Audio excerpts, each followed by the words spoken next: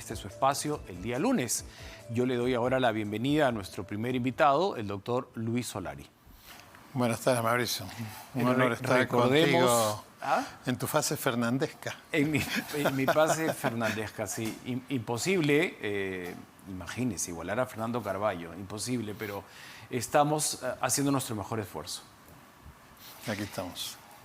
Las personas que nos acompañan, algunas recordarán que el doctor Solari ha sido congresista de la República en la era Toledo, fue ministro de Salud y presidente del Consejo de Ministros, por lo tanto, su vasta experiencia lo autoriza a escuchar lo que estamos viviendo todos en este momento.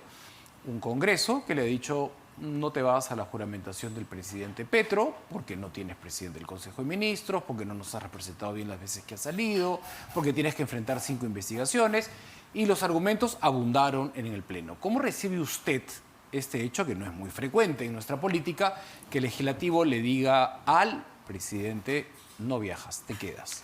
Bueno, primero mis condolencias y la de mi familia a todo el mundo del arte peruano. No sé si tú tenías amistad con Diego Berti, pero una condolencia sentida, ¿no? Las personas jóvenes, brillantes, que siempre le dan brillos al Perú, donde van, hacen levantar el nombre del Perú, siempre es una gran pérdida para el país y sentimental últimamente para los telenoveneros. Así que para la condolencia primero.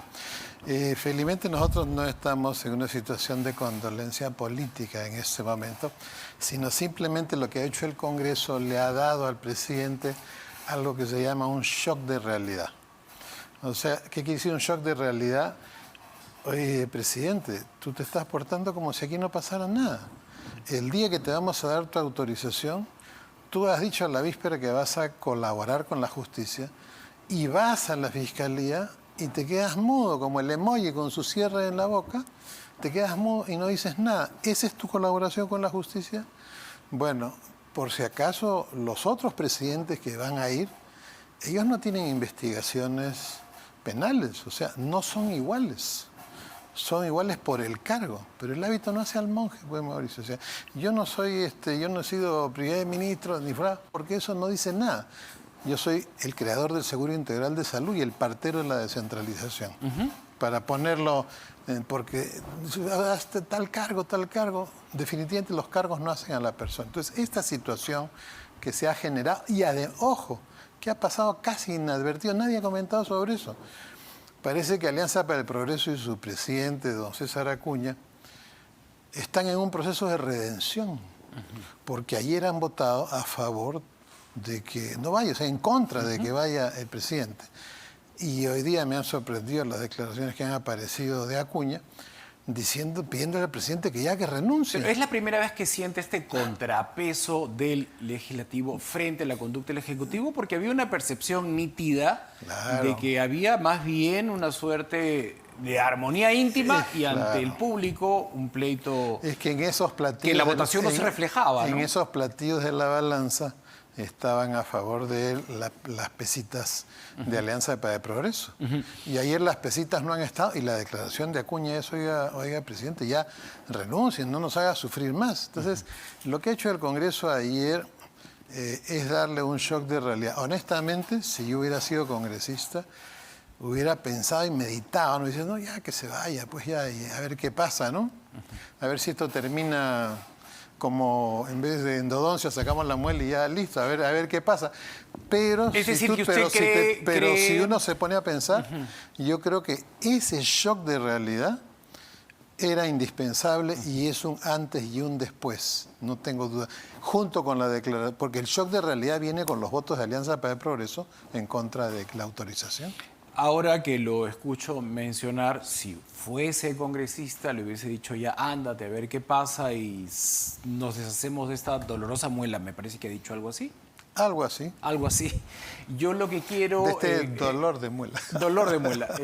Yo lo que quiero compartir con usted y entender bien es... le escuché a la doctora Lourdes Flores Nano que a veces es necesario tender puentes de plata, que no nos sirve finalmente entramparnos en salidas radicales como necesariamente una prisión preventiva o una prisión efectiva, sino ver cómo salimos de esta crisis.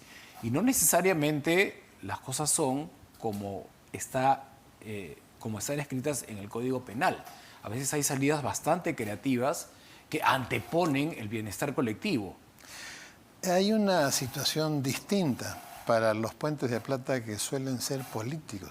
Yo he estado en la mesa de diálogo de la OEA y ahí el primer ministro Bustamante planteó un puente de plata. El puente de plata era una ley de amnistía total, me escuche bien, Mauricio, civil, penal, administrativa y de todo tipo, para todos los funcionarios, no importase el rango que hubiese tenido durante la dictadura.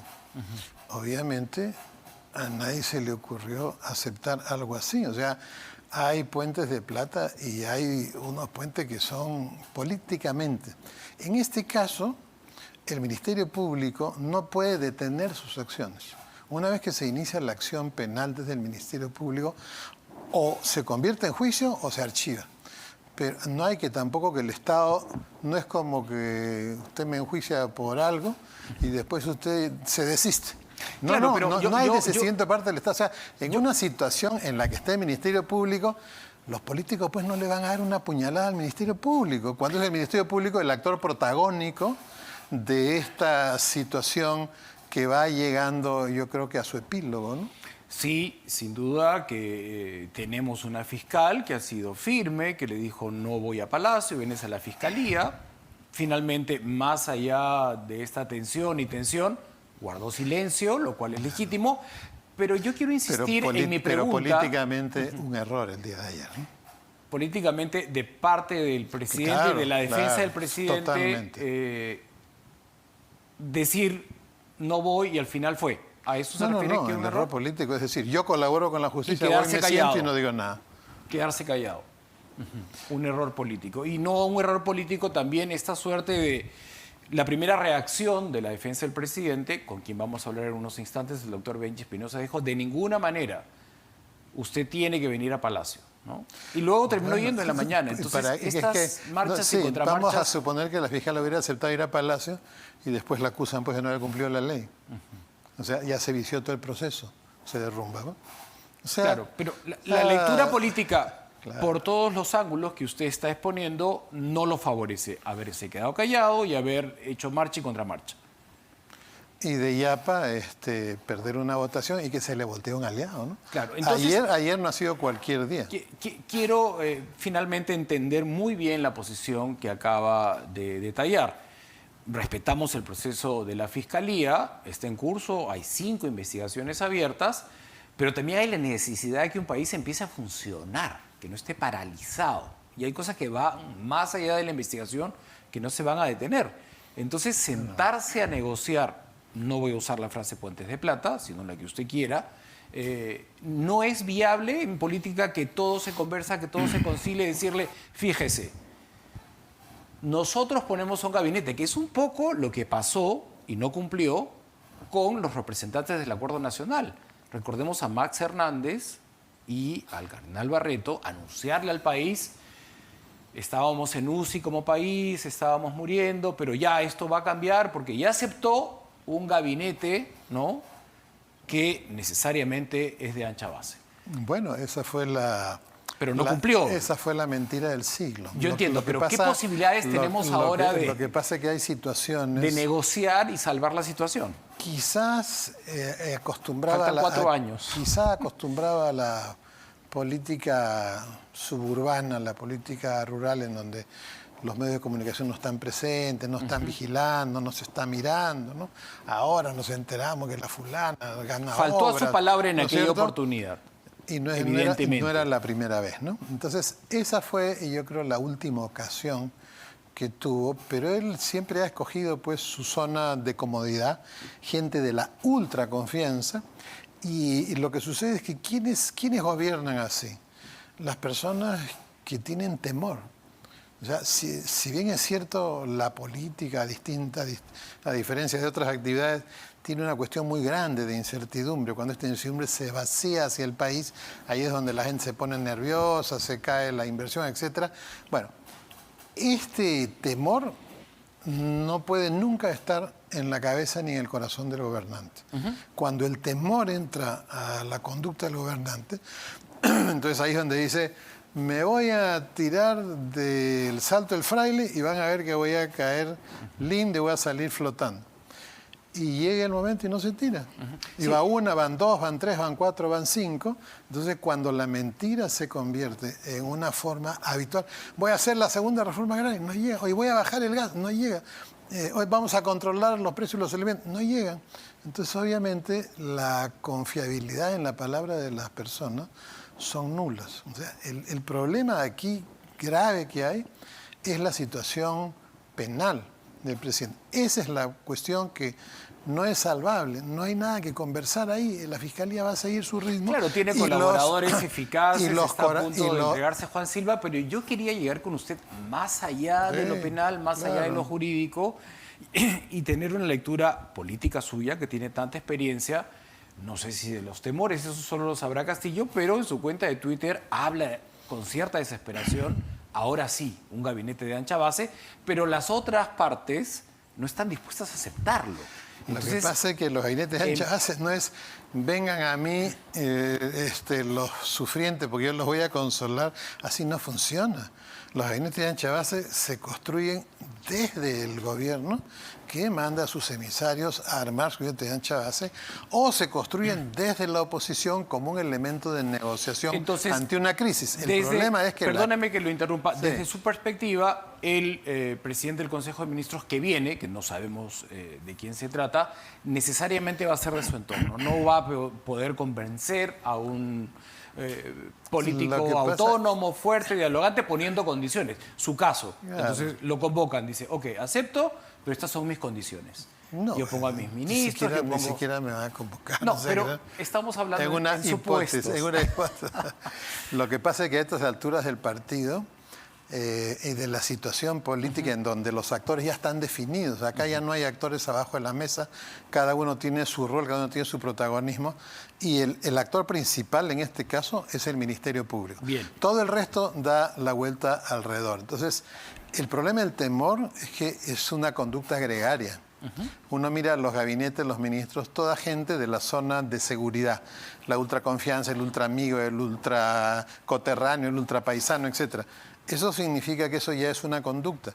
Que alguien se salga de como esa... Mariano González, que se salió de ese molde y dijo lo que pasaba dentro del Ministerio del Interior. Que alguien se salga, me refiero al presidente, que el presidente se salga de esa conducta sería casi un milagro, pues, ¿no?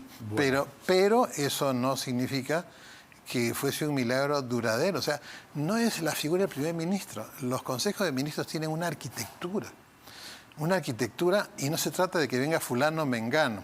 Mire, el primer ministro en el Perú no es el jefe del gobierno, es el jefe de lo multisectorial. ¿Y cuánto de la realidad es multisectorial? El 99%. Entonces, este es un ministro que tiene la capacidad constitucional de convocar a ministros, sentarlos en su despacho y hacer cosas para el bien del país. Hasta ahora ninguno de los primeros ministros del gobierno ha tenido esa capacidad. Solo hay dos personas en la Constitución que tienen esa capacidad constitucional: el presidente y el primer ministro. El presidente no lo hace el presidente del Consejo de Ministros, por eso es que el gobierno está al garete. Entonces, si vamos a tener una persona que no haga esa función complementaria del presidente, pero si acabamos de ver, cada vez que el ministro Salas de Cultura salía como vocero del gobierno, infracción constitucional, porque el vocero del gobierno, después del presidente, cuando no lo hace el presidente, es el primer ministro. Entonces, sí. La verdad es preocupante lo que estamos viviendo. Pero es una situación clarísima, ¿no? Sí, como una tacita de agua, ¿no? Le agradezco su compañía en estos minutos. Vamos a tener que irnos rápidamente a Palacio de Gobierno. Me parece que está a punto de empezar la juramentación, precisamente tanta expectativa con el nuevo presidente del Consejo de Ministros. Le ruego que permanezca con nosotros, señor Solari, y vamos a escuchar a nuestra compañera Ada Ramos con respecto a este posible acto que lo había anunciado el propio presidente, dicho sea de paso, cuando regresó de la Fiscalía. Ada, buenas noches, directo en directo. Muchas gracias, Mauricio. Buenas noches. Directo en efecto, desde el patio de honor de Palacio de Gobierno. Estamos a la expectativa de lo que será la juramentación del nuevo presidente del Consejo de Ministros. 8:30 es la hora que podemos adelantar, de acuerdo a fuentes que han confirmado a RPP Noticias. Van a haber varios cambios, es la información preliminar que tenemos, y durante el día, la mañana y la tarde se han tenido diversas visitas a Palacio de Gobierno y también a la presidencia del Consejo de Ministros. Por ejemplo, los aún titulares de las carteras de Cultura, Defensa, y también de Relaciones Exteriores han visitado Palacio de Gobierno, así como el titular de Economía. El único que brindó declaraciones ha sido el ministro Alejandro Salas, quien ha sido uno de los voceados para asumir este cargo. Él no confirmó ni descartó esta posibilidad. Dijo de que de tener la convocatoria del presidente de la República asumiría este cargo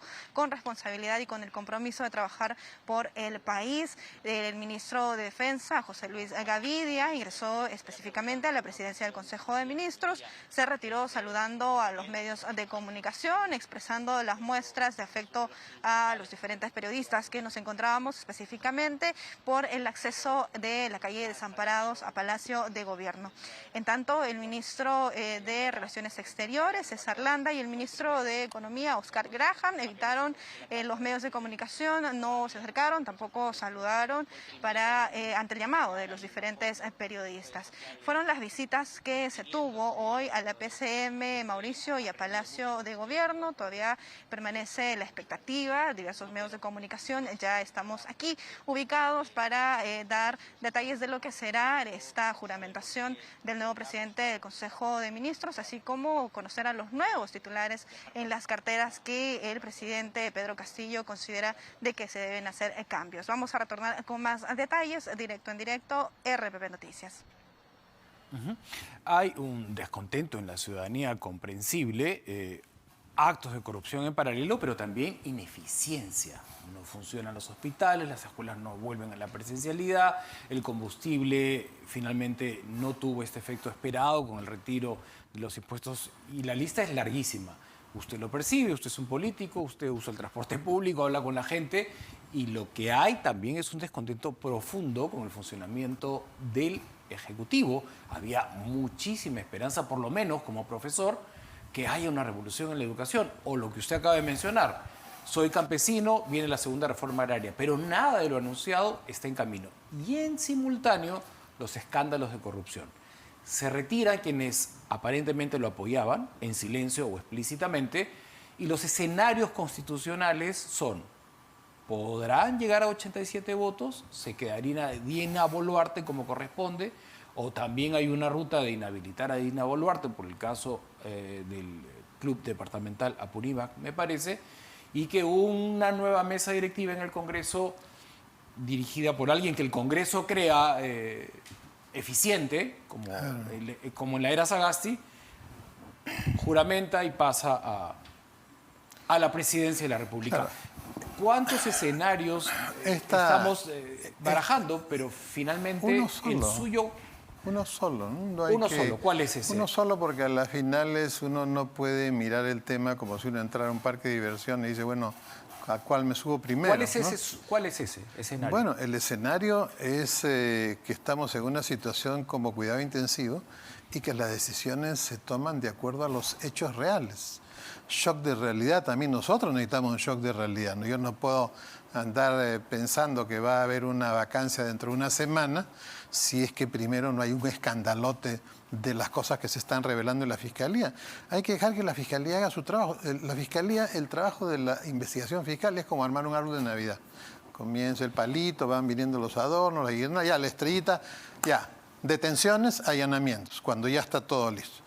Cuando tengamos ese escándalo, cuando la Fiscalía diga ya, hagamos esto, en ese momento los aliados van a desaparecer. ¿Que pudiera suceder una vacancia? Pudiera. Pero antes podría ser una renuncia, porque de tal calibre lo que se dice, que no, yo no voy a renunciar, no, yo no voy a renunciar.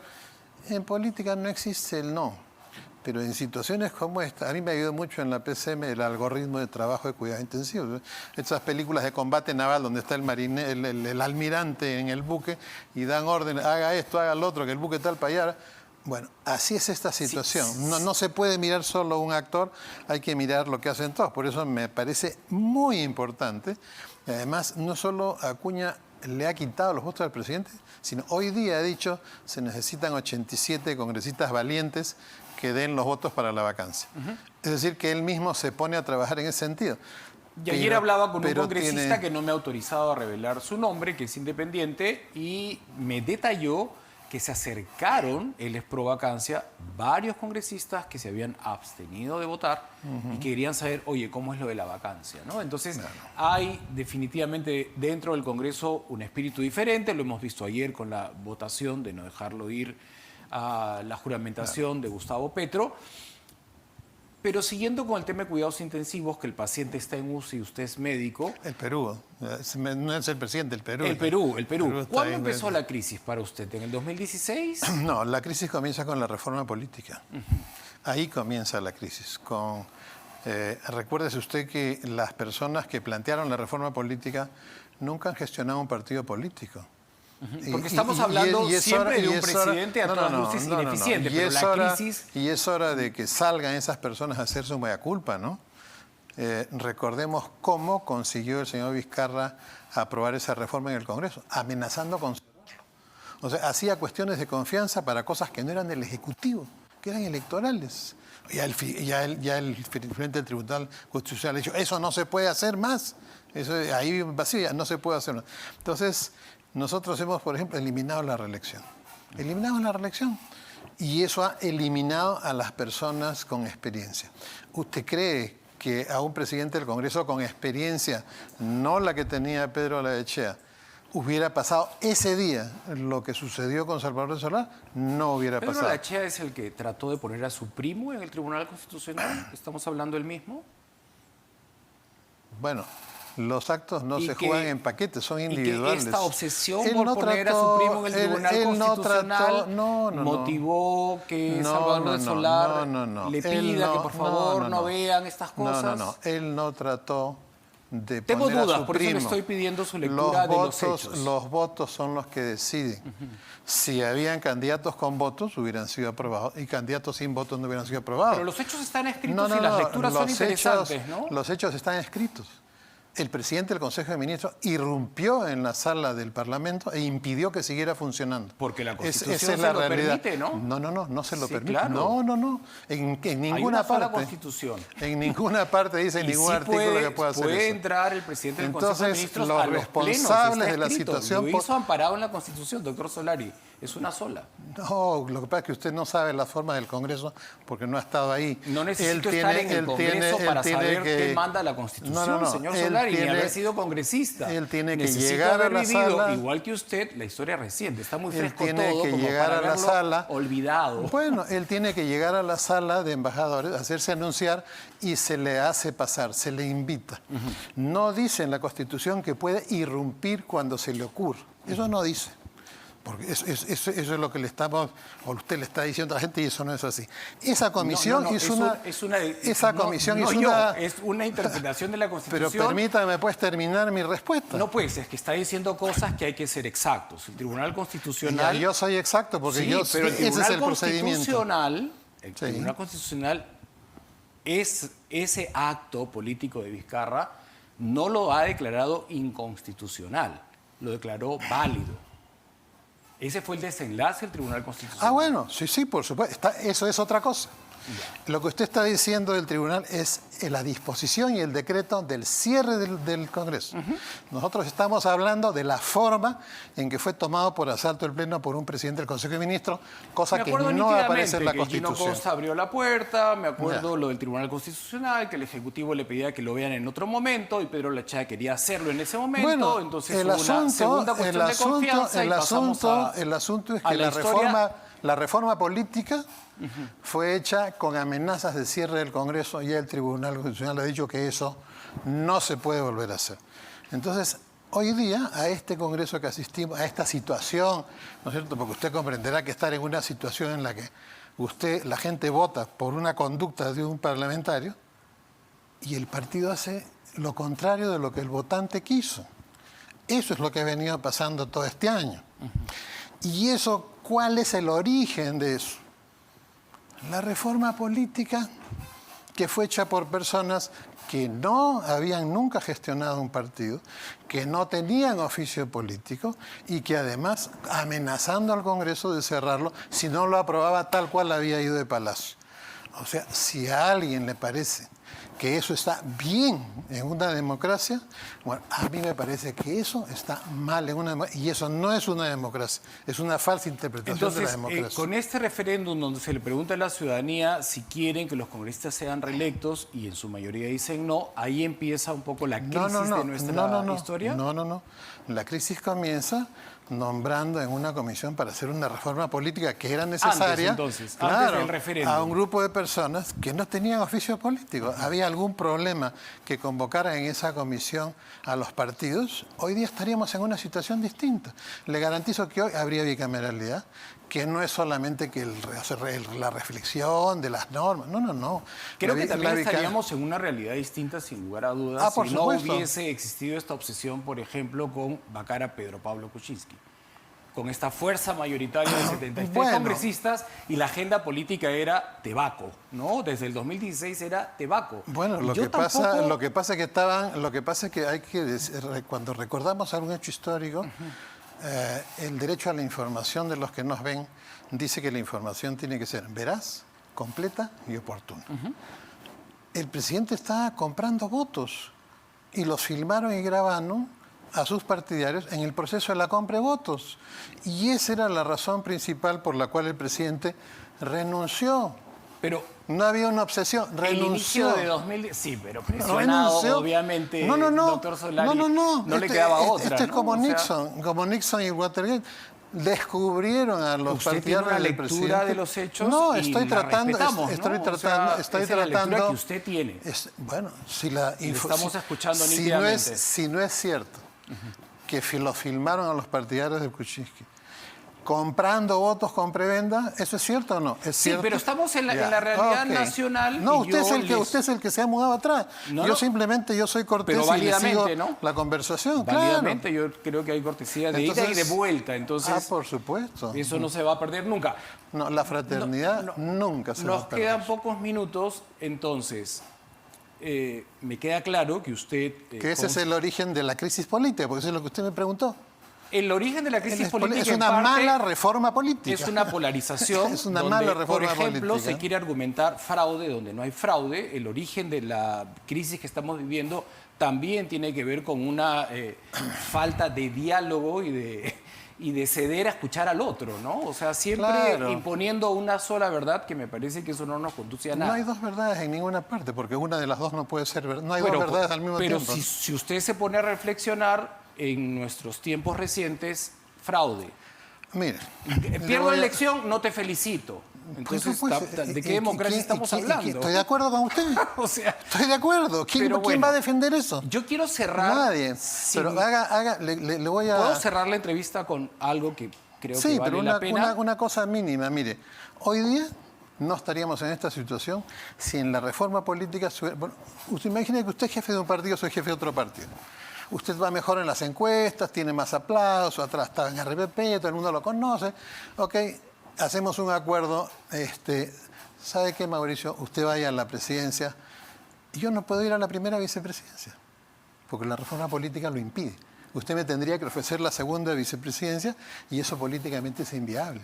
O sea, hoy día podríamos haber tenido a dos candidatos, que no hubiera sido la señora Fujimori, estoy seguro, que hubieran formado una alianza y hoy día el presidente sería otra persona y podríamos tener una continuidad de 10 años. Eso no sucede ¿por qué?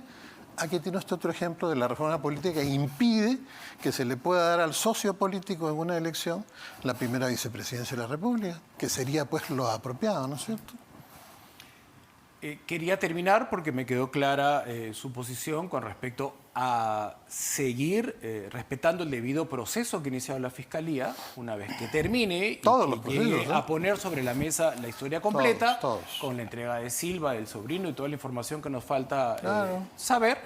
ahí va a haber definitivamente un cambio de escenario político. Y luego hablemos. Ahorita no es momento, desde su punto de vista, No, de porque eso centrar se va... vacancia, inhabilitación. ¿Hasta ha ensayado usted la posibilidad de que el propio presidente renuncie? Por supuesto. Si el escándalo, mire, los presidentes no renuncian por ineficaces. Los presidentes renuncian por escándalos. Escándalos si son varones, escándalos con damas, escándalos de corrupción, escándalos de cualquier tipo. No renuncia. Puede ser un presidente muy malo, pero mientras no hay un escándalo, ya usted sabe, pues el dicho, ¿no? Se perdona el pecado, no se perdona el escándalo, ¿no? Entonces, Sí, la corrupción, a la caso hora que se puntual, sepa todo, me a la hora que parece sepa todo. que hay como una suerte de agotamiento pospandémico, porque los escándalos son, la verdad, en un nivel... Pero la fiscalía no está agotada, al contrario. Está vitalizada con los cambios y Bien, con la doctor nueva Solari, gracias fiscal. por acompañarnos esta tarde. honor Hasta estar una con próxima usted. oportunidad.